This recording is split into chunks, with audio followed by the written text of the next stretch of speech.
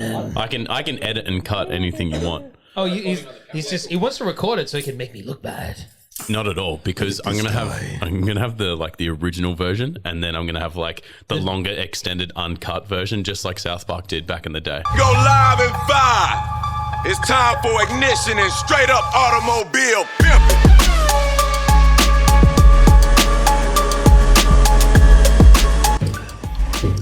And you're back on the 6 a.m. project. That was the latest from Big Sean. Hey guys, how you going? I'm Tom. I've got across from me Tony, and I also have our guest today, Benny. Guys, how you going? I'll let you go first. Me, I am great, but I'm lovely to see you here. Aww. Are you sure you're great? Because when you called me earlier, you're like, "Where are you?" You're like, "Oh, don't worry, I'm just gonna go for a quick hour's nap before we have to do anything." Well, you know, I had to be ready for today's show. We had Benny on the podcast today, so I get here, I'm like, he's like, that's what happened. Benny flying through the driveway. Thanks, Angus. Yeah, 6:37. I get here at 6:30 with a carton of beer. And Tony's still asleep, and no one else around. I'm like, I have been absolute. It's massive stitch up. Massive stitch. Speak into the microphone. Sorry, massive stitch up. Thanks, Angus. Do me a favor, pull it closer to you. It's fine if it's a little bit in front of your face. Okay. And then and it pulls away. That's better. All right, it works for me. Works for you. Cool. Everyone can hear me. Can you hear me? I will never change. Never ever. Well, everyone, welcome to the Dude, Where's My Car podcast. Do you like the name? I do. It just reminds me of like I went and saw that movie like twice at the movies because I'm a car guy. I just thought it was funny, even though they were a pair of douches. It was kind of funny, and we still use some of the lines from the movie. Yes. Could you hit me with one right now? Wait a minute. What does mine say? Dude, what does mine say? Sweet! Or does you touch Christy Warner's hoo-hoos? Shibby! So to this day, I say shibby all the time, and no one ever fucking understands what I'm saying. And I'm like, one day I'm going to say it, and someone's going to know exactly what I've just referenced. You need to get rid of those people in your life. You don't need that kind of negativity. That's like everyone in this room. I was just about to say, what is shibby? What? Get out! I know we're in your shop, but get out! My brother asked me when I told him, I was naming this show, and he goes, did you ask Ashton Kutcher and Sean William Scott for the rights to this? And I was like, it's a movie, it's fine. This is a podcast, it's completely different. I don't need to be knocking on Ashton's door. Ashton's busy. Can I borrow your name? But for everyone listening in, who are you, Benny? What do you do? I have several aliases. No. How do you wake up? I wake up fresh every morning. No, I basically, I'm known as the tyre guy. So I have a tyre and wheel business. I also am a partner in an import business as well. So you can see all the naming on my jacket, my hat, and everything. I don't have my jacket on my shirt. So I have been known as the tyre guy most of my life. My dad owned a tyre shop when I was a kid, so that's how I used to earn my pocket money, spend my school holidays fitting tyres and learning about stuff, playing with cars, going to motorsport. Stuff that made me interested, so I made a career out of it. I go all right, so I'm kind of good at what we do. So people know me to be the guy. So it works for you guys. So. Thanks. Thanks in advance. Yes, but no, I like being good to people and supporting the people that support me. And I kind of miss the way that the car culture system was when I was a kid. So I'm like pushing 40 now. So when I was like between 16 and like 25. The laws were different here. There was less allowance problems with cars you could drive, and yes, people who were, irresponsible got hurt and died, and etc. But I mean, it ruined a lot of the fun because the police got so much more concentrated on modified cars. Sorry, I put my phone on to silence. As you can I hear, thought Dan just hit a button. I know. That's actually my message tone. So you can tell I like the cars. But the thing that really got to me is the car culture that I grew up with sort of, it dissipated. Like I was alive and like I was involved in the sex spec era when like that's now making a resurgence. But I saw all that stuff when it was new, when it was, I used to go to every auto salon. Like I had every episode, every edition of Hot Fours and every edition of Fast Fours and Rotaries for like 7 years. I had every single one in a shoebox under my bed. was my thing. You used to, before the internet, you used to buy magazines and, Yep. you'd have all the posters on your wall and everything of all the... Carmen Electra.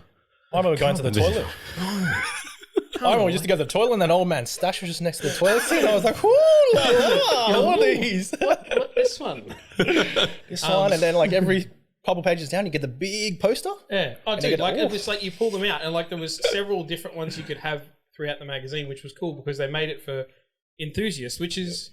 It's how I sort of try and gauge what I do. Yep. I try and, like, I support the guys that I know, that I grew up with. Mates of mine, obviously, as we got older, we've got better cars, more money, and things that we can do and that sort of stuff. So the toys are still there, but they're just different types. But having the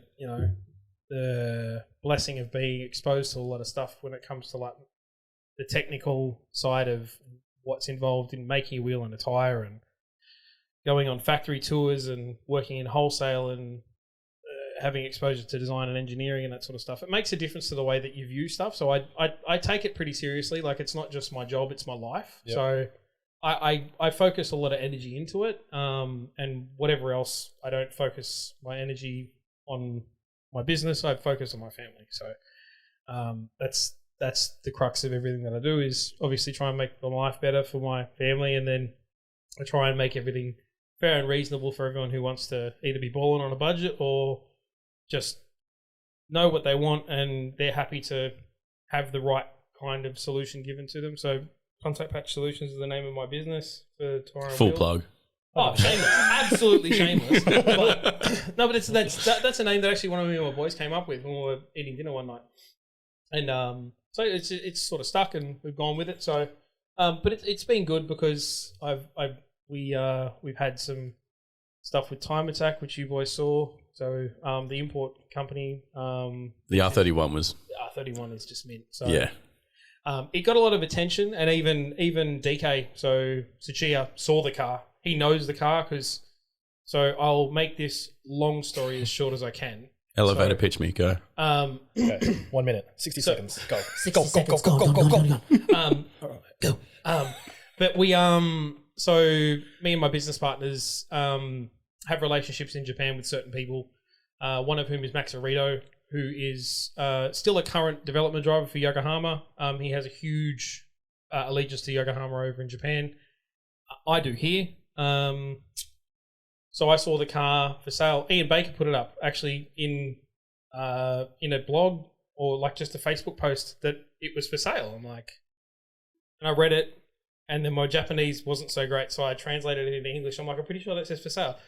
And it was. I'm like, so I messaged my business partner. I'm like, is it still for sale? And then he messaged Max, and Max is like, yeah, why? I said, well, we need that car. So I don't care how, but we're going to buy that car. So tell him it's sold, and we just figure it out afterwards. So cool story. Jake, my business partner in Japan, he's gone to see Max. They had a catch up, blah, blah, blah. Had a look over the car, showed him through it, took photos, sent them to me. I'm like, cool, let's just do it. And then he said to Max, oh, can you take me for a drive? And then Max said, no, you drive it. I'm afraid of it. Like, it's mental. Like, it's just... You know what really kills me is that we saw you that morning on, what was it, the Saturday at World Time Attack? And we saw you first. Like, I came straight up to you after I set up my tent, and you were like, come over, I'll tell you when I'm starting the car. And we're like, yeah, 100%. Like, we'll be there 100%. At no stage did you contact us, nor were we around. It onus is also on us, but we weren't around for you to start the car. And you're like, I started it like 3 times. Dude, but seriously, the amount of people, that was huge. Like, I've been to every Time Attack except for 3. I've worked at 5 of them. That was the busiest Friday and overall Time Attack that I've ever seen. It was nuts, It eh? was nuts. And like the second I wasn't with the car, I was on our stand, and it was just, there was people everywhere asking questions, and I had all the Advan wheels and tyres and everything out the front as well. Had Ray's Evo out the front with a brand new set of Advan wheels on it, new set of slicks. So it was good. My other business partner, Steve's S2K was inside. We had our gear in it. We had all of our seats on display and everything. So it was really good, like a really good exposure thing for us. But there was just a lot of people, and it's a really good crowd because it's made up of enthusiasts. People don't pay was like 130, 30, yeah. 130 bucks for a 2-day pass. People don't go that far and pay that money to just be there. Everyone's got a vested interest, which is why I like Time Attack, because it's become like the modern. It's like auto salon with better bits, because you've got the show and shine, and then you've got the competition, you've got all the Japanese technology, the Japanese teams, and everyone's kind of there, and it's like a JDM boys wet dream at once. And it's cool because like we've got businesses that we work in there, and it's flat out the whole time. And yes, you're tired, but I loved every moment of it. I would not have changed any of it at all. Yeah. But the advantage that you guys have got is the car can come to you. Not everyone has that advantage. So you'll get to once we get everything sorted, we'll go for a squirt. So, but it'll be at Hot Import Nights. We've already organised that. So, I'm excited for that, eh? Oh, me too. It's going to be big. Well, I've heard from various sources that it's going to be big, so I'm hoping that it will be. I'm not just for the sake that it's advertising. I just like to get out and about and see cool shit. Like, it's nice to see what people are still prepared to do to their cars. It'll be completely different Time Attack. Like this one's a full like show and shine style. Time Attack is that professional motorsport. Yeah, it's be cool. There's still people like throwing a lot of money at cars to get what they want, and it's. I mean, it's. Some of it's cheaper to do now, and some of it didn't exist when I was a kid. So, like, it's just seeing how it's all evolved and the things you can do now that weren't around in the 90s and the early 2000s when I was in my teens. Like, the world is very, very different from an automotive perspective now, but just the money that it generates for the aftermarket, which helps the three of us, which is fine. But you know what I mean? Like, just stuff that hadn't even been invented yet. So but okay, that's a good point, because I reckon you got some gold stories from back in the day. Oh, dude. But some of it's messy and it's probably not PG enough. But we're allowed 4 swear words. 4 swear words. Let's get them all at once. Fuck, shit. There's 2. All right.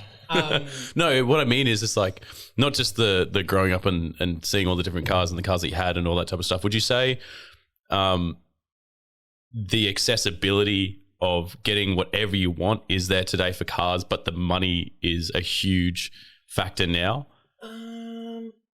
It's the internet did a lot of things for the automotive industry, many of which are negative, but some of which are positive. So in terms of exposure to what you can get, so the big thing that drew everyone in to the Fast and Furious franchises was overnight parts from Japan, because that was, oh my God, that's groundbreaking. Like, that would never happen. Now you can do that, and at not a great expense. Like, we don't have to have like 6 like Civics running spoon engines. You know what I mean? Like, it's like Motec exhaust. It's in Motec exhaust with the floor falls out because the manifold's getting too hot. Like, let's just, like, but things that like that stuff made all of us like when I was a kid like wow, like it was like that actually people can do that. And like as the advent of the internet sort of came to be, it gave more accessibility to buying things that you want from all over the world, and the cost has become relatively cheap versus what it was like back when I was like, we're talking like 39, so like 24, 25 years ago, like that was unheard of. So that was why the Fast and Furious franchises really got car guys, because it was like, oh my God, that can be done. And in the reality of it is, you look into it, you're like, oh no, I can't. So, but like now, it's like you can order things to be made for you, like, because not everybody, but a lot of manufacturers now have their own CNC machines, and they will make you literally whatever you ask for. They can design and draw and model everything for you, send you 3Ds, you tick them off, you approve them, they send you the parts. You can have something custom made with your name. Like when I was working for the wheel companies, like you could get a billet wheel made and you could have your name written in the dish if you wanted. Like it's just like stuff that was like stuff that is when I was in the 90s, it was like that's like movie star stuff. But you can do that if you've got the money. But I mean, it's not terribly expensive to do in retrospect to see like what it was like before. Because like example, wheel and tyre. Back in the day, like it was like for a set of 15-inch Sparko wheels was $8,000. real, like $8,000 Aussie, and $8,000 Aussie in 1997 It was big. Can you do the inflation calculation for me right like now? $8,000 Aussie would be like $23,000 in Australian money today, in like just standard inflation rates. That's like $23,000 for 4 15-inch wheels, and people were paying it. Yeah. You were paying it. No, I know, pay that. No, it's way like just. But that's the way. Like Simmons wheels, like actual original Simmons 3-piece wheels, were just astronomical, but people paid it. So I mean, there's always going to be a market for people modifying their cars and toying with them. And the only thing that's become more difficult now, and you guys would know that as well, is the newer cars that are a lot more electronic and they require a lot more. So it's not just as simple as having mechanical issues anymore. There's a computer that does everything. Mate, there's an engine fault light comes on because you sat in your seat wrong. Yeah, it's like I hate it. farted too hard. I checked the engine's still there. It's okay. But like it's become. They're trying to make it so you can't. Let me just pardon me for a second. So you can't really modify anything without causing issues with the car. So as an example, like the new BMW all-wheel drive systems. If you change the tyre sizes, they need to be, if they increase by a percentage, the front and rear percentage has to be millimetre correct. Otherwise, Beep, beep, beep. all-wheel drive, bang, no warranty, like all kinds of like just, they are trying to make it hard. But I mean, stuff can still be done, but I mean, it's just, there's so many things that are fallible now, and it's not just a simple fix where, like, to do, or even some of the cars that we've still got, it's doable with enough know-how and some good parts. But now it's like you need 7 diagnostic computers to even find out what the problem is. Like it's like, oh, what's that? And like the code doesn't exist in this module, so you have to go to that one. But then the code's reflected that way to that way. So, I don't even want to pretend for a minute that I know how to fix any of that stuff. So I don't mess with it. It's just like New car. Yeah, We'll just accept it. They're just new cars. Yeah. no problem. That's why I'm not buying them. Yep. Buy the again, and like, but not by not buying new ones. It's created. It's like the Australian property market and the Australian used car market are very similar to each other because it's created this sort of vortex where people ask stupid money for these cars, and other idiots with too much money pay it, Yeah. and then it creates a new benchmark for that car's price. Yeah. And like example, S13, S13 Silvia, like it's $8,000 for a rusted empty shell. Doesn't even roll. It's like rolling shell doesn't roll. Like so, that's not a rolling shell. That's a tow truck job. But dude, like you could when I was at school, you could buy them for like $5,000 running.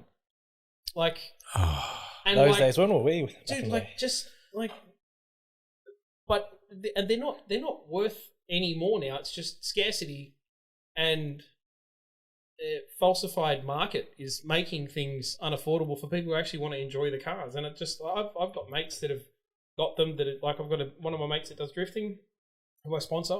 I'm a tyre sponsor for him, and he's got one. He's like, I wanted to buy another one to do on the road, but I just can't justify what I need to get one that's going to be roadworthy. I don't want to spend $20,000 for something that I'm going to have to put another $10,000 into to have it where I want it. Oh God, it's my problem right now. I want to buy the MX-5, but like, It feels like some of the Australian automotive market / system / modifications has sort of lost its way a little bit because it's and Tom and I have had several conversations about this. I think that what we are trying to do in terms of car culture is bring everyone together because there's a lot of the competitive nature that I think has destroyed a lot of what I grew up with because it was a lot more like not everyone has to agree with what you do to your car. But now because there's social media and it just becomes a slippery slope when people start paying out on each other. It's like, if it's not your taste, just scroll on, man, or just walk away. Like it doesn't have to become like a contest. And I don't like the way that happens because it's at the end of the day, you're not doing anything to help the culture of the industry or the groups because then people just, they get over it and they don't want to do it anymore. And for a lot of people, having their car as a form of their expression is their escape from what might be happening in their life that you don't know about. And that's a huge thing because I've always turned to my cars when I'm having a shit day or a shit week or I don't feel like talking to anyone. I can just go and sit in my car or go for a drive and just sit somewhere, play some music or, you know, whatever, or like buy some new parts. And then the reward from that is the upgrade that it gives you. Or, you know, make the car look different or make it go different or whatever. But like that. I thought the reward that you were just about to say is like you buy some new parts or whatever, then you're up until 5 o'clock in the morning with bloody hands. And you're just like, I love this. That's why my hands are all different colours. So like the amount of, like I've got exhaust burns and like there's one there, like a manifold clip that flew off. Actually took a hunk out of my arm. So yeah, like I just like, yeah, but that's the, and again, like I've said repeatedly to you, Tony, and you, Tom, is things where now it's about who can spend more money to buy more stuff and end up with a better car. They've not touched any of it themselves. They had no part in it. And look, I some people just don't have the skill, but like that was being part of the build process or at least some part of the modification or at least learning some stuff from what was going on in your car was part of the whole thing. It was the best when bit. I grew up. And like I said, like I've got there's hunks missing out of my fingers and hands and arms and stuff from the stuff. Yeah, again, like I made mistakes, but I learned from them. That's how I learned what I know about wheels, tires, cars, was by making mistakes and doing things like, you know, like the middle of my arm screwed together from making a mistake. So like, what mistake was that? I was fitting a race tire and I inverted my elbow. So my elbow went that way through and snapped my bicep into my chest. That was fun. So yeah, now I've got 4.5 centimeter strap and 2 titanium screws. I thought you just had a huge forearm. No. From all the tire lifting. He does. That's that one. No, but like but again, like if you're not paying attention, even with the right machinery, things bite. So again, I learned that the hard way. So, but it's having a part, and this is without sounding too outwardly offensive. That's my opinion. I'm not saying that people are shit because they don't get involved in it. Some people don't have the skill. But that was, when I grew up, that was how me and my mates at least got joy out of what we were doing to our cars, is because we had a part in it. And if someone didn't know what they were doing, whoever knew what they were doing in the group, or we would find out, like, or get the instruction manual, because those things existed, and you'd lay out the papers, and then we'd buy all the parts and buy all the tools. Like, we used to go to Super Cheap all the time. Like, so Super Cheap, that was a new business when I was a kid. Like, it came out like when I was like sort of in the middle of school. And one spanner, one wrench, one. So, but like we all, like, there's some stuff that I've still got from back then that's just, I open my toolbox and I look at them like, and I remember the times that we had with those tools, because we bought that to do that with, and to do that, and to do that. And like the amount of nights that me and the boys have been like on driveways, just like screaming and cussing out a car, because like what's a 30-minute install turns into 5 hours, and we're all just sitting there drinking Red Bull like, fuck this. Like, when is it not like that? But that's, you know what I mean? Car's never going back on the road. It's a driveway, John. It's all right, fuck it, set it on fire. But you know, like that was, as much as it was at the time was frustrating, to look back now, those memories are hilarious. Like, we still talk about them now, like 20 years later. It's like, remember that night we did, and like, we talk about it like my bro's christening for his daughter a couple of weeks ago. We were talking about some of the nights that we had just doing stupid shit. And like, but like we drank, like when they used to have Monster cans that were only 250ml, but instead of being carbonated, they were nitrogenated. So it was nitrogen instead of carbonated water. Bro. There was the can was this big, and the warning was 1 can per day, and we used to smash them and just be up all night. Like we had one of my mates' cars just in pieces on Mum's driveway. It just then we're all just sitting around like at 3 o'clock in the morning. Like, fuck. But that's hilarious in hindsight. Like, just some of the best times that we ever had were just doing things like that. But then you get good at stuff like that because you learn how to have a little bit more finesse when you're pulling trims off and doing something. Like many a door trim has been broken, and like little clips. The little clip.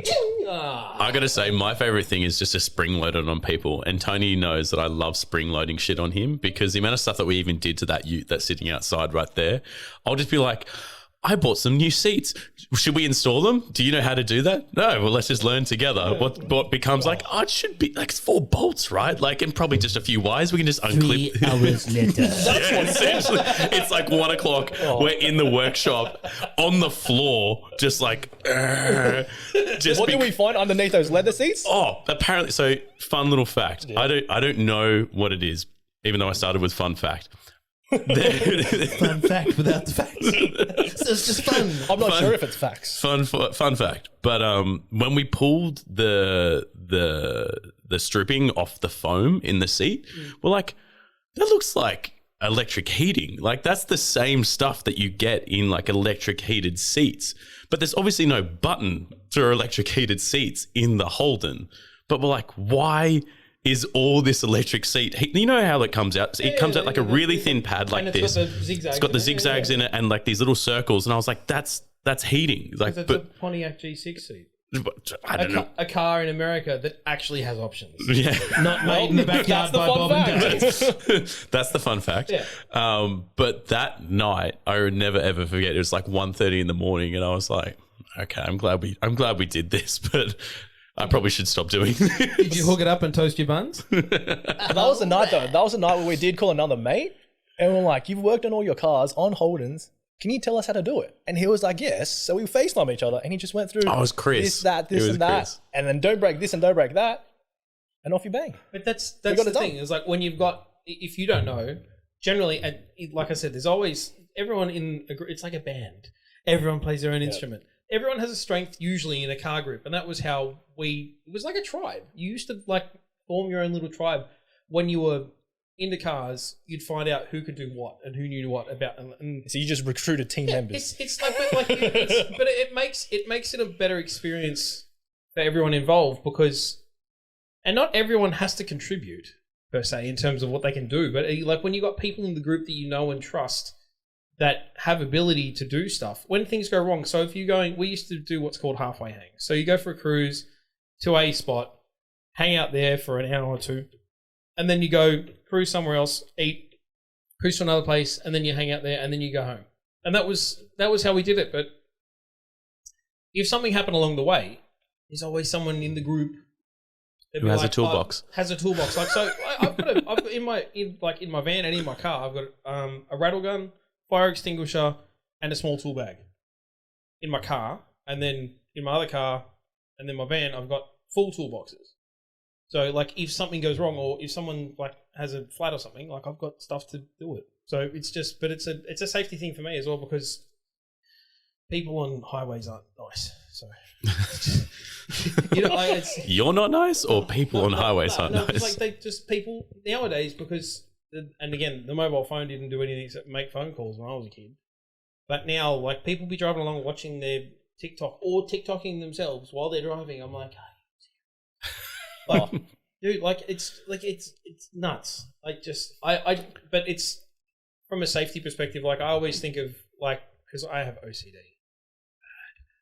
So I always think about things where I can minimize risk for myself and whoever I'm around. So that's my thing is safety first. So always, because when we all go out, I'm like, cool, has everyone got what they need? Has everyone checked their oil and water, tire pressures? Yep. All right, let's go. Cool. And like who's got what if something bucks up? So that way everyone can just be safe and everyone gets home safe. That's the most important things. Oh! Cueing the applause. But that's the thing that's I look, that's how I do things. And I don't suspect everyone subscribes to the same ideology that I do when it comes to doing what they do with their cars, but you asked how I do it. That's how I like to do it because I just like to know that all the boys and girls that we go out with just end up getting home safe. Because like when I was younger, a lot of my mates actually did. I asked Tony to buy a fucking good camera for the no, I'm kidding. To be fair, that camera is actually sick. It's taken so many good shots. Oh, dude! Like the photos that we had that night when we were down at Barangaroo, bro. Short-term memory loss, Barangaroo. We went down that night. Oh, and yeah, then the Luna we Park. we went separate ways, and then we ended up meeting at Barangaroo. Yep. Those photos were mint. So but I just like hanging out like we do, like just getting something to eat or just having like common goals in terms of what we're trying to do with regards to the car culture they're important things that I think if we don't, and it's not some sort of crusade, but if we don't come to the rescue of it amongst the people that we know, it will die. That's what they're trying to do. Like, that's why there's the defect stations. Trust me, you see more defect stations than you do drug raids. Oh, Who's breaking the law where? Friday nights, Saturday nights, there. Dude, but everywhere. You catch some real criminals. 100%, I agree. Oh, your ride height is 99 mil. Busted. All right, I've got a question for you. What was your favorite car from the moment that you started to now? Like, what was your favorite car to work on or to have, to drive? You regret selling it? Oh, dude, all day long, my S13. All day long. I love that car. What'd you do to it? Was it sex spec style? No, it was a drift. Like, it had ZG fender flares from America on it, stuff like that. So, but it was a straight body 1989 KS, which was originally a 1.8. So previous owner was a mate of mine. It had a red top SR20 and an S14 1 gearbox in it from a 180SX Type X that was written off. But it had I did a heap of bolt-on stuff to it. He'd done a T28 RS swap in it. I did Tomei rocker stoppers, underdrive pulleys, HKS ignition leads, HKS twin power ignition, HKS plugs, HKS tyre intercooler. HKS was just kind of ruling the day. Dude, my number plates were HKS 666. So I dude HC double hockey sticks. Yeah. But it was and it had a G-Ready radiator in it. So it was all Japanese parts. So this is the thing. When I was younger and the Australian dollar got to, I think it was $1.08 US, I was like, what the fuck? And I went online and I bought because America, people misunderstand. America, yes, it's far from Japan, but it's got a huge market. So their price on Japanese products for cars that they have available there. So SR20s are very readily available in America in very, very many cars. I bought the twin power ignition system from HKS from LA to my front door at a third of the price that it was from Japan. Oh, wow. Wait, what? And it was delivered in 2 fucking days. Wow. And I went onto the Earls Racing website and bought all their black braided lines. So everything, I replaced all the rubber lines and all the clear plastic lines in the engine bay with black braided lines. It was just, and Teflon lined and everything. So it was pretty straight. It was clean. So I did it because Nobu Taniguchi, who's the HKS factory driver, who was the CT230R. Remember the red HKS Evo 7 with the chrome Advan wheels on it? Mm-hmm, yeah. Yeah, so that was him. First guy to break the Tsukuba record. And it was the birth of the time attack. So that car is a legend. He's a legend. I built that car because I saw that he had one. As all great things. Yes. Flash forward. 2014, I'm working at Time Attack as an official. The R35 GTR 1500 was here, and he was driving it. And he was also driving one of the drift cars as well, which was just nuts.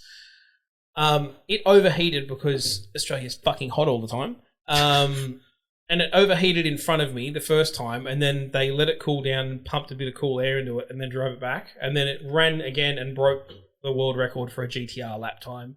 And it broke down again in front of me at 5.6, which is, if you're not familiar with Eastern Creek, is between corner 5 and corner 6. There's an outpost and a gantry where they have the lights over the track. So it broke down there. And I pulled him over the fence in his full HKS Advan gear, and then he handed me his helmet. And I was like,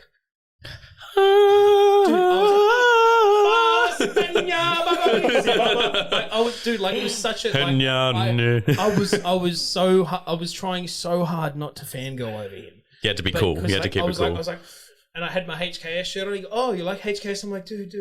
I'm like, the day before, I was wearing his shirt with that helmet on the front of it. Oh no! I was like, "Oh, why didn't this happen yesterday?" Yeah. But he's like, "Oh, a very nice racetrack you have." I'm like, "Thanks, I built it yesterday." And he didn't understand that I was being sarcastic. I was like, "Oh, okay." And he goes, "Oh, so you like HKS?" And I introduced myself in Japanese, which I speak very limited Japanese nowadays, but I did it at school. So and he goes, "Oh, your Japanese is very good." I'm like, "Cool."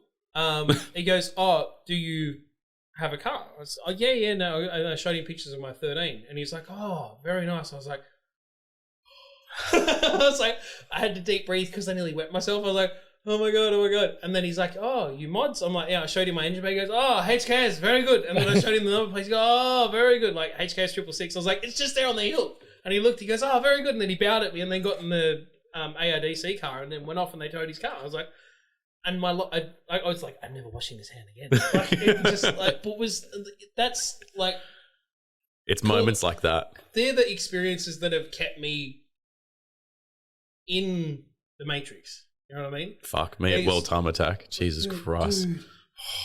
I was a little schoolgirl. I lost my shit. Everyone. I turned my head. Ah!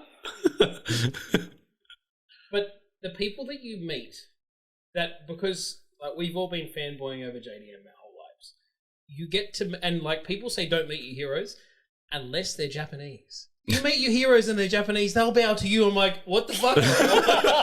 You're like, my God, why are you bowing to me? But they're like just so humble, and they're the nicest, and they're never too busy to say hello. Even if they're going into their car, and you're like, "You might have something." Like, "Oh," and I'm like, "Fuck's bowing at me." I'm like, it's a surreal experience because that's what I love most about Time Attack and loving the JDM scene is because when you get to meet those guys, they're just super talented, super professional, but they're so humble, and that's the most endearing thing about, like, that's why I like to be involved with the culture that we've got, because it makes everything, it's more rewarding because you get to meet the people that you think are heroes, and when you meet them, the worst thing that you can do is meet someone and they act like they're too good for you.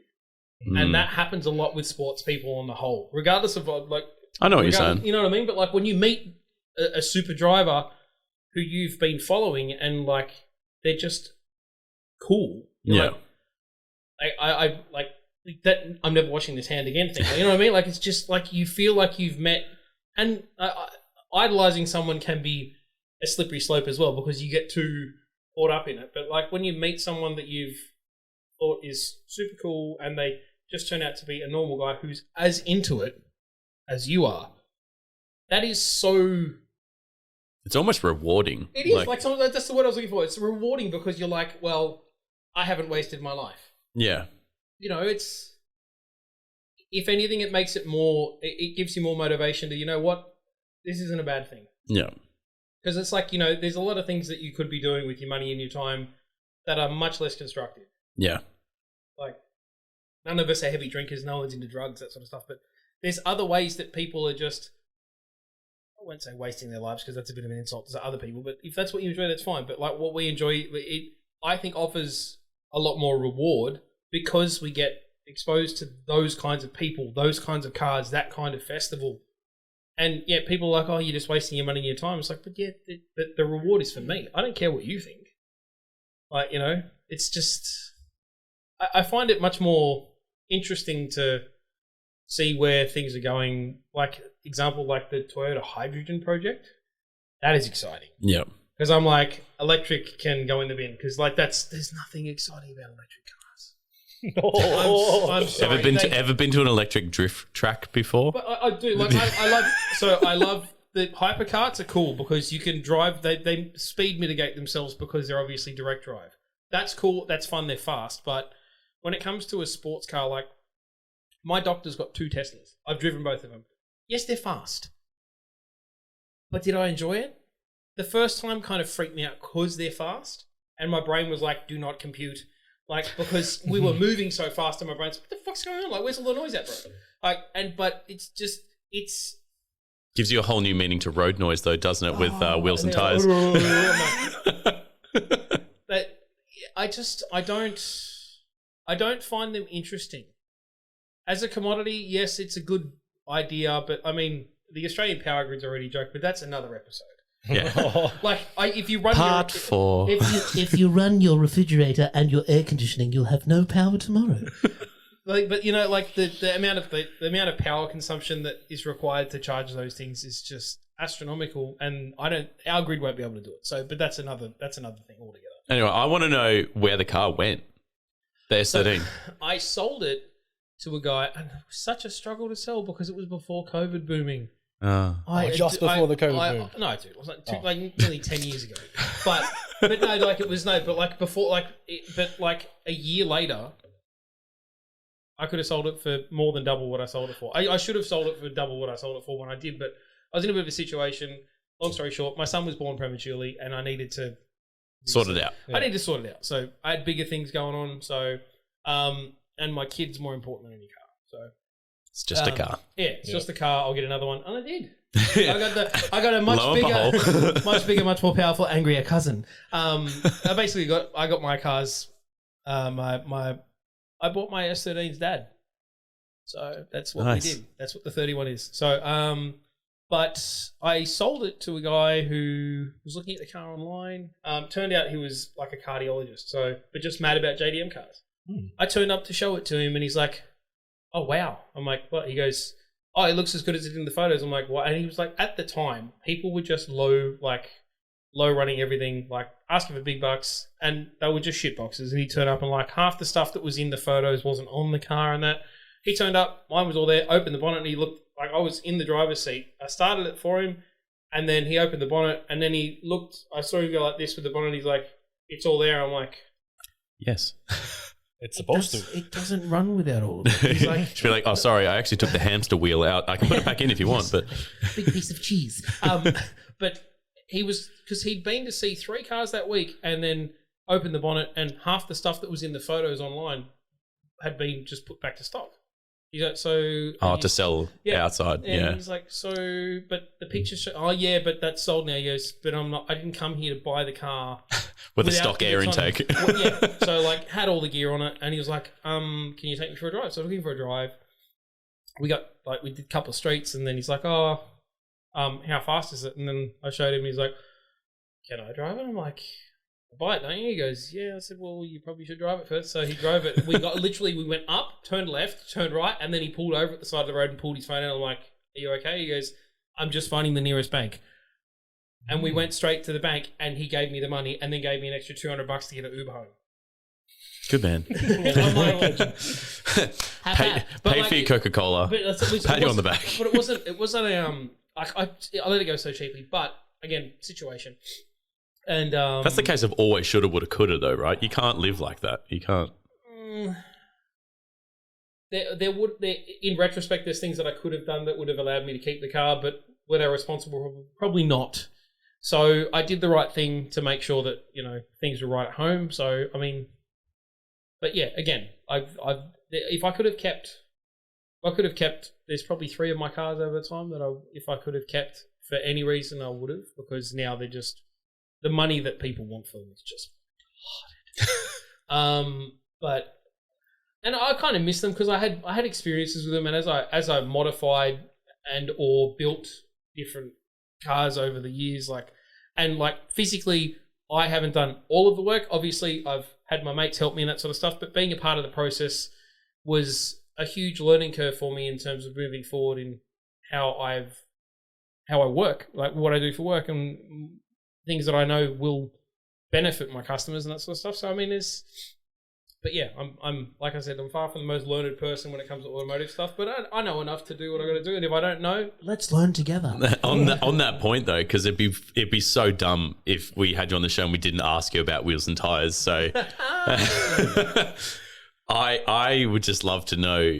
I don't want to shit on any brand, by the way. That's not what I was going to lead into it with, but I would like to know if you think that there's like an all-round tire that everyone should just go towards. Just, I understand every car is different, every case is different, but you're just like, that's safe, that's shit, stay away, don't do that. I mean, a lot of it, when I worked in retail, a lot of it was learning how different things react on different cars and the way that they wear and the feedback that I get from my customers and that sort of stuff to sort of educate me in a way that I know that what's going to work for you, considering your style of car and your style of driving, what you expect from the tire, how you're going to use the car. Like if you drive like Schumacher everywhere, then You're gonna want some high performance you want tires. some high performance tires. But like, you know what I mean? Like example, like say, look, yeah, that's me. So, but like I'm heavily affiliated and use a lot of the Yokohama product, and because the stuff that I do, like I deal a lot with track day cars, like you guys. So and like they've got data that supports seconds, not tenths, all seconds.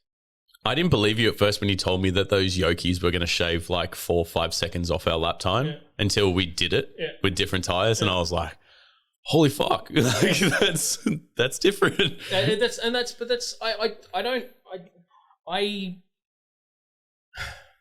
I pick what I pick because I know that it works, and if I don't have proof, I will never say something that I don't have any form of proof thereof. So I won't say this is better because of this, and in the back of my mind I know that's complete horseshit. Because the thing is, and that's another thing, and you guys can relate because there's other people in the automotive industry and there's other people in the tire industry. That's how they run their business.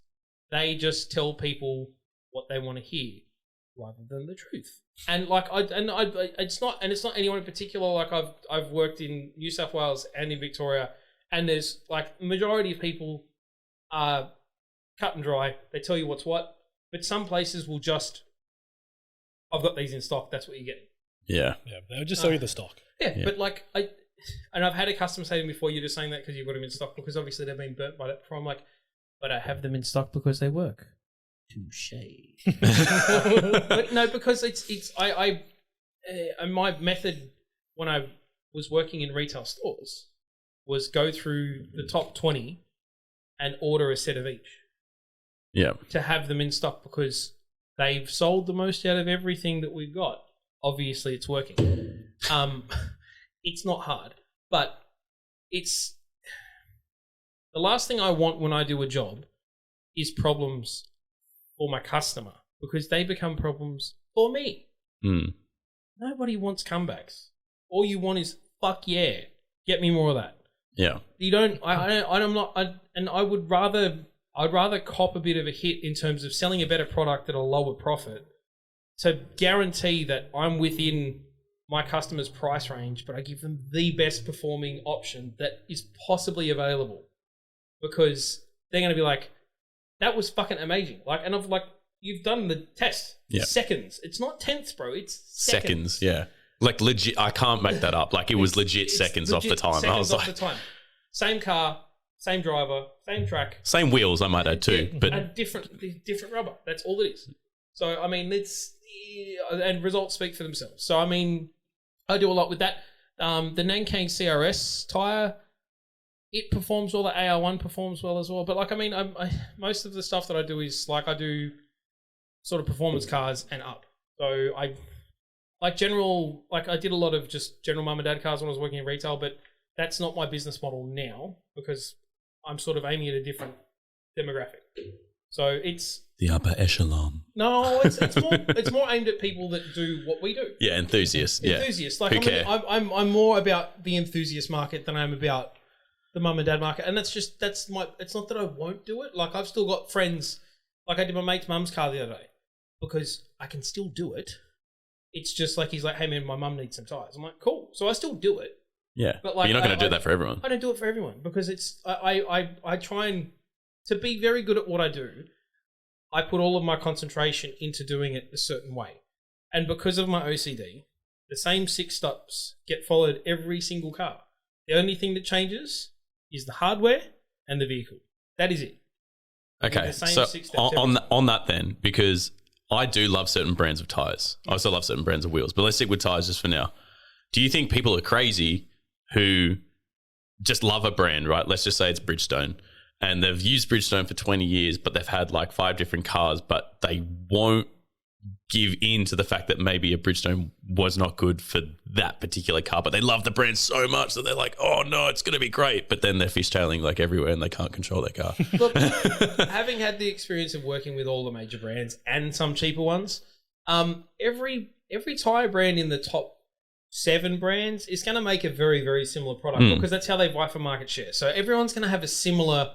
So at every point, there's going to be an entry-level tire, an eco tyre, a comfort tyre, a performance tyre, a high performance tyre, ultra high performance, and then a track tyre. Yeah. Most of so from Bridgestone, Continental, Michelin, Pirelli, Yokohama, Goodyear, Dunlop, they're all going to have one at that sort of level because they're competing for market share. So that's a lot of the OE, original equipment market is massive in Europe, which we don't really get exposed to too much here. So here, fun fact for you all, Australia represents 1% of the global wheel and tyre market. So that's why if you go to the shop sometimes, even with the amount of power cruisers that we have, we rep one.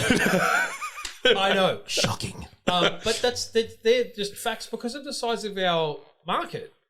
We don't get everything. So some of the new BMWs and some of the new Volvos and some of the new, some of the high-end cars, they come to Australia and it's up to 12 or 18 months before the tyre that's on the car is even here.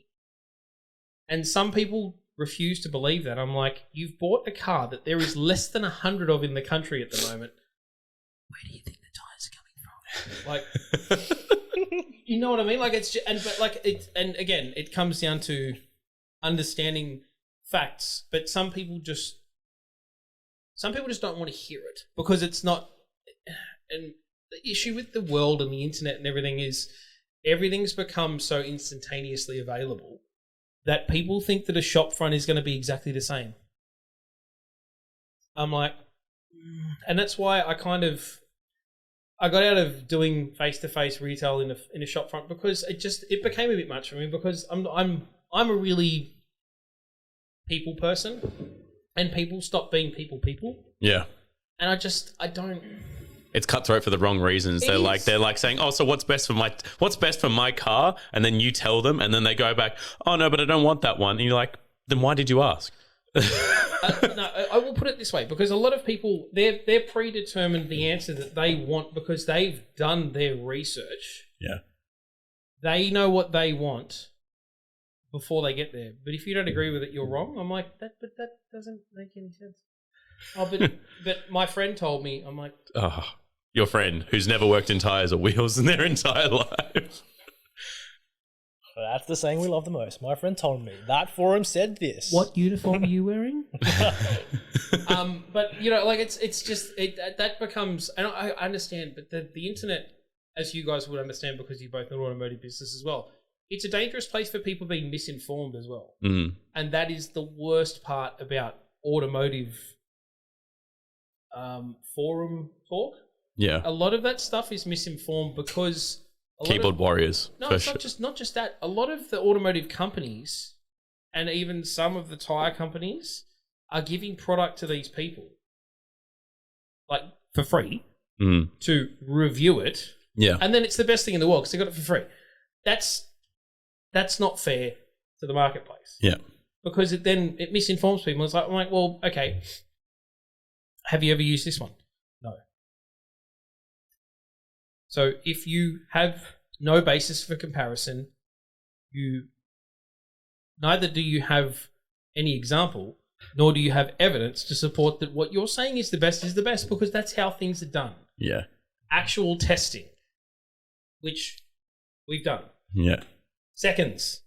Yeah. That's the thing that I've been to tyre launches and test days and track days and time attacks and when they took the rule off so that other brands could compete. And Yokohama still smashed it. It ain't broke, but that's and Can I ask with test days or demo days, whatever? So let's just say the new. I don't actually know this well enough, but the Pirelli Dragon Sport is not a tyre anymore, right? That's retired. It's been replaced by the Pirelli Power G. Okay, so on that note, then I don't know how it works, but when a new tyre is essentially coming into play, there's the demo day, right? Or the track or the test day, and everyone goes to the test day and they grab drivers and go, "What do you think of it? Here's a little course that you can do." Is there ever been something similar to what just happened with Subaru very recently when they just revealed that new car and everyone booed it and they were like, "This sucks"? No, I have seen not so much that. I've seen things, and I have to word this carefully. It's not so much with the product. You can call any tire brand or whatever it is by Bill, Bob. I'm sure gonna. But it's like I've picked the ones that I wanted to go to. Yeah, for sure. So some I'm like, do I have an interest in it? No. But like some of the ones that I've been to are really good. Like so there was a couple that we've done, and like my dad's done overseas and that sort of stuff. Like really cool stuff. Mm. And I mean, there's been some like I did. So there's no winter in Australia per se. Yeah. So when it's summer in the northern hemisphere and it's winter down here, winter tire testing is conducted in New Zealand on the mountain. Yeah, Middle Earth. I've done that. Nice. It's cool.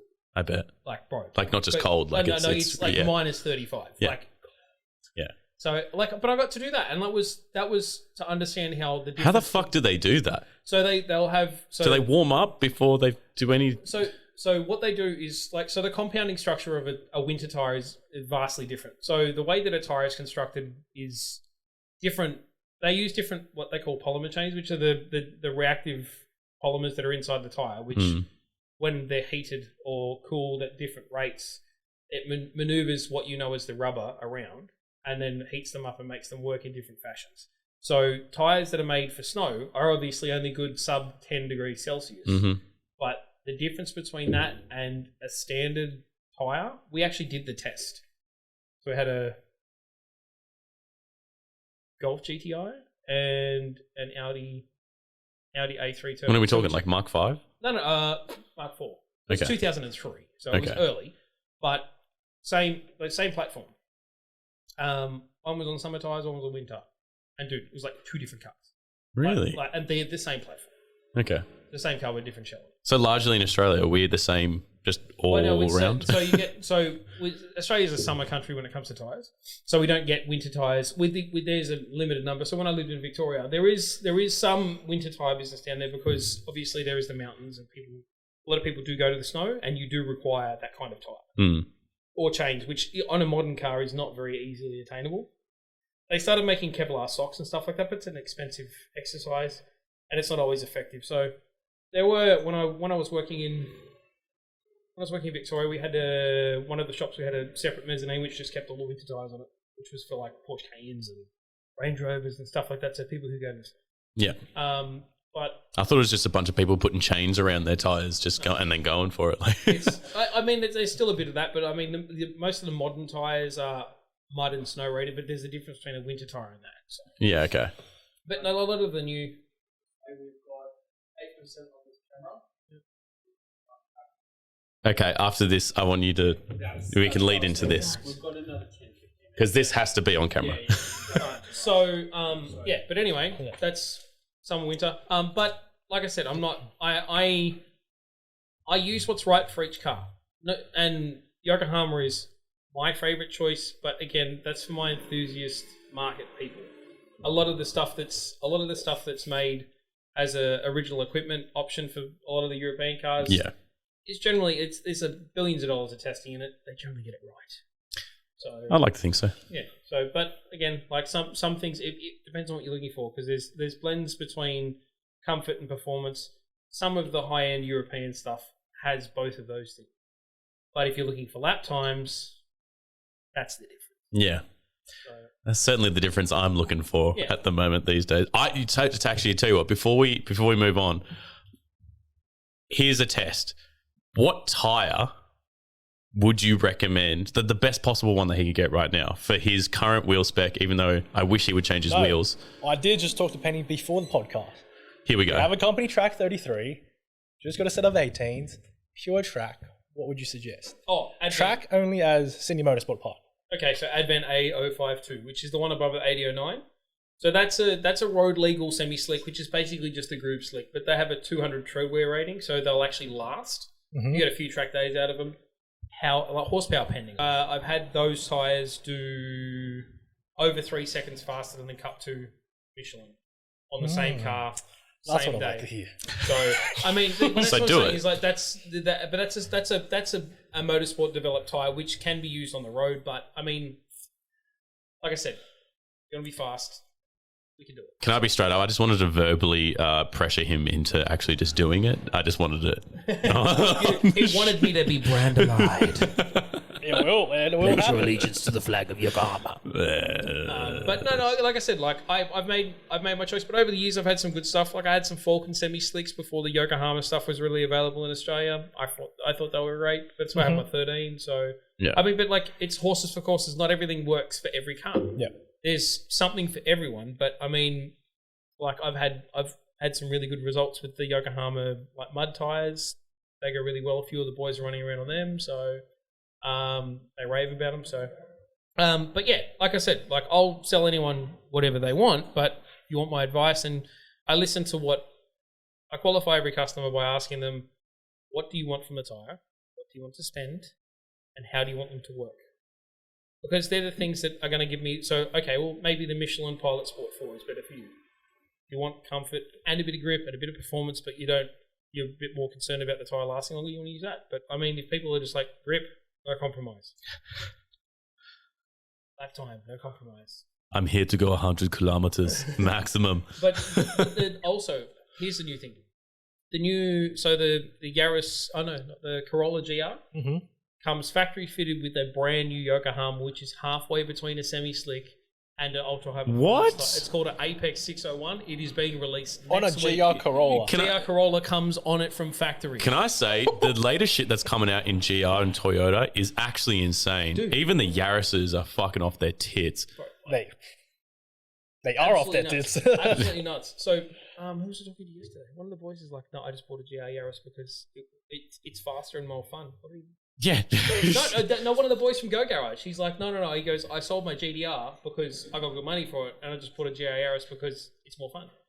It's nuts. Like, I want to drive one. They're thrashing the rallies. They're thrashing the track. They're on the street. They're fucking sick. I wanted very badly to buy a GR Corolla, but and this is the thing I don't like about automotive now is people pre-purchase them and then they sell them for a Resell them for profit. I'm more. like, that is not cool. Fucking Land Cruisers. But profiteering from people because they're prepared to pay anything. It's like I think they've done that with the new 911. It's only offered to X amount of people, and you pay up front for the car, and for the first year, all you're doing is leasing it from Porsche. So you cannot sell it for 18 months, I think, or you will have the car removed from you. Wow. Yes. I'm like, yes, Porsche. Yes. Bring back the Iron Fist. Iron Fist ruler. But like, it's just I've never liked it where people have a crack because other people want something. I don't believe in like basically being a rip-off merchant. I don't like that. Like I got too much conscience for that. Okay. It's not helping anyone else. I'll give the big question. Pick your top 3 cars with wheels and tyres. What? And why? Pick what? Your top 3 cars. If you had no. any money in the world, No, your top 3 cars. no, let's make it easier. 1 muscle, 1 JD, and 1 Euro. One muscle. If I had a muscle option, I've got a huge soft spot for like the 2013 GT500, but it would have to have coilovers because the factory suspension is garbage. And like, but no, like big brakes and a set of like American Racing billet wheels and just like a 6 set of like Nido drag tires. That would be sick. Like, I had a mate who had one, and it was just such a joy to drive. We did the suspension in it. I put a new set of tires on it, drove it, and like it was just cranky. It's like 700 turnkey horsepower from factory. It's just so good.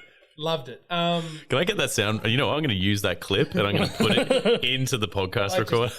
It screamed. That's like, such a, like, I've been in a lot of older muscle cars, but like, and yes, at the end of the day, it's an American car put together in Mexico, but I mean, I thought that because it was just, the new ones, I like the body line of, but I just think they look too modern, whereas the 13 for me was like a blend between sort of like Tron and like a 68 fastback.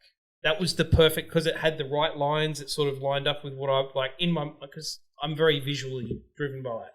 but it was sort of the perfect blend between like futuristic and old school, and just the blower sound was just it was mint. So Euro. Euro. If it could be anything,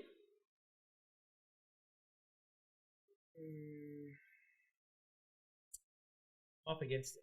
Oh, actually, easy choice. E190 Cosworth. Okay. Yeah, 190E. Sorry, 190E Cosworth. Why? Because they're just angry. Like my dad's mate had one when I was a kid, and I just loved the thing. It was just, but like they're just like if you watch the old DTM touring car series stuff with them and the E30 M3s just at each other, it is some of the best racing you'll ever see. Yeah. And they just scream like they just like yeah. So I'm so driven by sound and looks, and it's just they're aggressive because it had a factory wide body on it, like just. Oh, Sorry, I forgot. But like the wide body that was on them and that sort of stuff, it freaked me out like back then, and I still think that my dad's still got a jacket, an AMG jacket. It's got suede sleeves, got a velour body, and inside the lining is silk, and it's got a 190E stitched into it. Oh, that's dope. That was my dad's 80s jacket, and it's still in his I think it's in the wardrobe. It's in a vacuum sealed bag. Right, like that was my favorite jacket of his when I was a kid. I was like, that's the sickest jacket in the world. But was mad. Like it's and JDM. There's a lot riding on this. That's a lot. Is it the 31? The 31 is right up there. Like because it's the only one of its kind. So that is definitely goals. In terms of like I've achieved that goal already, but if I could pick anything and money was no object, I'm curious to hear this one. I would really love to have one of the HKS 32 GTRs. Like they had this someone sold the 0R like last year. I was like, oh my god, where's all my money? And it went for a cheap price, and I was like, I'm like, how did I not do that? But it's between a HKS 32 GTR and an LFA. Really? LFAs are just pinnacle because of the sound they make. Not unlike this. This is a Typhoon coming on. Yeah, what the fuck? But the LFA is just because it runs a Toyota Formula 1 engine. They sound The pitch. Oh. like, dude, when Yamaha do your acoustics, it is like the Yamaha logo is the tuning forks. Yeah, It's an acoustics company. They just happen to make some fucking sick engines. It was just a side bitch. We just became the best motorbike manufacturer. Huzzah! But but I think that it's a hard call, that one. But JDM if I won Powerball, I would set myself aside a car budget and just litter it with Fords and Nissans. Oh man, that's the dream. Yeah. Just fill the car garage, and when that's Fords full, and you buy another garage. And you buy another garage. And then it's all of a sudden, it is like Japan. All of a sudden, we have a turning wheel, and cars go in and out of the floor. And Speaking of Japan and overnight parts, Okay. this is a little something that I would I've been wondering what this is. like to contribute to the studio, as I'm the inaugural guest. This is overnight parts from Japan. So this is out of a container from Yokohama's latest shipment. So I got a gift. This is an Advan tapestry. Holy shit! Of which there are only a few in Australia. So it's got two ends on it. It unrolls like a Japanese scroll, and it is 100% made in Japan. So Holy dooly! there's a few other bits and pieces down there that I've chucked into the mix. There's a couple Advan tyre. Like so shiny. It's like it should be on a car. Yeah, we should just put it up in the start. Yeah, you do what you want. But yeah, so that's a little something, something. Thanks for having me on, and I appreciate. Hopefully, I've been interesting. But yeah, I mean, it's just a lot of shop talk, really. But yeah, I just enjoy being a part of the group and fucking contributing, and that's it. Well, thanks for coming on, man. I appreciate it. It sounds like I think there's probably going to be part 2, part 3, part 4. One of many to come. Oh, I hope so. And next time, Next time we'll deal with that wind, yeah? well, Tony, talk to your people about that one. to be honest, I wouldn't mind getting you back on in the summertime again because we are planning on doing some outside shows when it's not like this. outside where it sounds ridiculous, but I thought it'd be really cool to have like guest cars in the background sometimes. So having that and then getting a shot of you in a bikini on your car, and then we put the photo. Everyone's photos will be up here, so everyone's in a bikini. I'll be in the corner like, yeah, look at my sexy body. Oh, But like, it's just I'm so glad that we did this because, I mean, I know we're not trying to save the world here, but if we can sort of just like cars when I was growing up was sort of my retreat, sort of safe place thing because it's hard when you're a young guy and you're not part of a sports team or anything, and like cars was my thing because I was never picked. I was never picked for any of the sports teams or any of that shit. So cars was my thing. So I just sort of engrossed myself in that, and I made a living out of it. So and now we're here. and I've got some nice friends. Well, At 6 a.m. and we're back on the 6 a.m. show. No, man, I really do appreciate you coming on here, and I absolutely like what we're doing now and having you a part of this now, and what this could be in like 3 or 5 or 10 years time. I don't know. This might not work, but at the same time, I really hope it does because I just feel like the feeling of like community working on cars and just keeping something alive that I feel like is dying. Because it's just been treated so poorly or whatever it might be. Like I want to change that, and I feel like you just got to start somewhere. So yeah, we're not going to change the world, but I'll fucking give it my all in Australia. So exactly. So, but yeah, it's I'm glad to be a part of it. So hopefully we can do some stuff and make some people happy. nice. It's good just to hang out and have a beer and a burger. So Bring back the old days. Bring back the old car scene. If people want to go find you though, where can they find you? So my Insta for my business is at Contact Patch Solutions, and there's also at Ginza Garage Imports, which is on the back of my shirt. 1 second. Is the camera on or is it dead? Is the camera on? The camera's all on. Oh, okay. Still 2%? 5. Okay. Ginza Garage. So at Ginza Garage Imports on Insta. So that's on there. Has anyone ever told you could be a ring girl? Give me numbers. Give me numbers. But no, it's so at Ginza Garage with an Australian agent for ASM Yokohama, which is it's a Recaro Japan limited series of stuff. So we're big in with the Honda parts as well. We're Mugen, New South Wales. We also have on our website at ginzagarage.com.au. We also have enter your part number, so we can source you stuff from Japan if you want it, or cars. So still launching new business, but exciting times to come, hopefully. Like, you could also source me a new roof. Yeah. Like the one we're having is about to go. Maybe we get you some sound editing. Very good. I'm really hoping that when we leave this room and we walk outside, it's not actually as violent as we're hearing it right now, but it actually sounds really fucking dangerous outside. But if you guys... I feel like I'm in 1997's Twister movie. Sounds like Angus's mouth. For everyone who is enjoying this podcast, please just follow, like, subscribe. I promise we're gonna try and get these out probably once a week. If you want to follow Dude Where's My Car, you can find it on any streaming platform. If you want to follow Car Culture Australia, type in Car Culture Australia on any social media platform and you're going to find it, except for Instagram, which I think is car.culture.australia, which is the only thing that we couldn't get our hands on. If you're interested in merch or you want to get some Car Culture Australia shirts or whatever it might be, just head onto the website. It is carcultureaustralia.com. Fuck me. That is... It's everywhere. If you search up Car Culture Australia, you'll see it everywhere. We will also have Benny's, all his social media, website, everywhere in the descriptions below. So make sure you go follow and support Benny himself, all his businesses. Other than that, Thanks, guys. thank you.